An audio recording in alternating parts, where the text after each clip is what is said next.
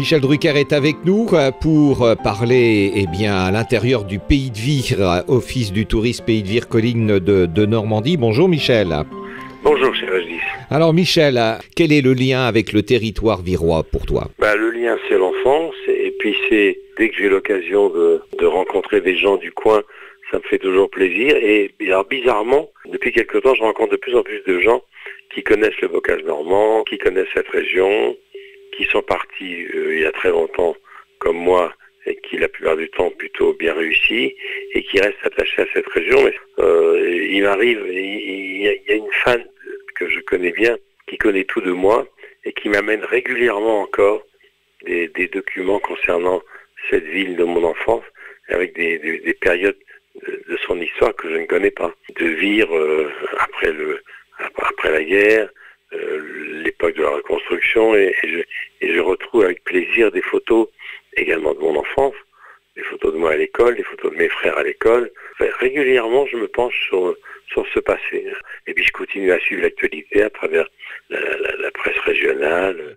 Ces souvenirs d'enfance, c'est évidemment aussi le quartier de la gare, lieu symbolique. Hein. Oui, absolument. Et d'ailleurs, dans les photos qu'on m'a amenées il n'y a pas tellement longtemps, j'ai la vue de la gare au début du siècle, j'ai la place du Champ de Foire dans les années 1900, mais je reconnais quand même l'avenue de la gare, la maison où j'ai grandi, et puis évidemment le drame des bombardements. Il restait rien de cette ville, c'est impressionnant. Quand on voit, vu d'en haut, des images de la ville après les bombardements, c'est très impressionnant. Donc toute cette période-là continue à m'intéresser, mais c'est vrai, le quartier de la gare, ça reste important d'ailleurs. J'y pense tous les jours, puisque dans mon bureau, les descendants de la famille Rougerot, qui était des pompes funèbres à l'avenue de la gare, ont retrouvé dans une maison, ils ont retrouvé la plaque de médecin du docteur Drucker en marbre noir, la plaque qu'il y avait sur la maison. Alors, dans cette période viroise, est-ce que tu as l'occasion de revenir aussi maintenant régulièrement dans la ville, en Normandie, et quels sont tes lieux que tu privilégies ? Non, je ne suis pas revenu depuis très longtemps, mais je suis revenu indirectement grâce à toi, et puis au maire de Vire, et vous avez eu cette idée qui m'a beaucoup touché de donner mon nom à une salle de spectacle. Donc j'y suis retourné à cette occasion, et c'est vrai que quand je reviens dans le coin, je monte au Vivreau, je monte là où était le lycée Émile Maupas. J'y reviens pas assez souvent évidemment, mais à chaque fois que j'y viens, c'est un moment important pour moi.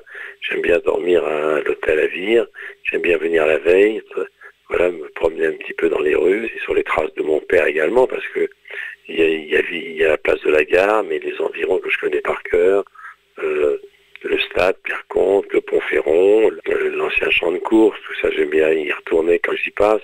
Mais il m'est arrivé également, quand j'allais à Vire, d'aller au vieux château où il y avait des rogations, où mon père soignait souvent beaucoup de ceux qui venaient là, et il me ramenait de temps en temps des tickets gratuits pour les autotamponneuses, à condition que je ramène de bonnes notes, ce qui était assez rare d'ailleurs.